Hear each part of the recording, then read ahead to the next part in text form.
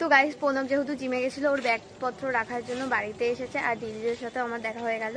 তো এখন আমরা ঘুরতে বেরোচ্ছি, কোথায় যাচ্ছি এখন অবধি ঠিক হয়নি, তো দেখা যাক কোথায় যাওয়া যায়। তো চলো। তো গাইস দেখতে থাকো কোথায় যাচ্ছি। তো গাইস আমরা প্রথমে যাচ্ছি এখন পেট্রোল পাম্পে। পেট্রোল পাম্পে হারান্দা সোনিয়াজি দাঁড়িয়ে আছে আমাদের জন্য। তো চলো যাও। এই দেখো বলতে বলতে চলে এসেছি পেট্রোল পাম্প, আর এখনো তো ওরা এখনো আসেনি। তো ফাইনালি ভাইপোদের সাথে দেখা হয়ে গেল। এখন ভাইপোরা মিলে কোথায় যাই দেখি। এ আইচুলি পড়তো।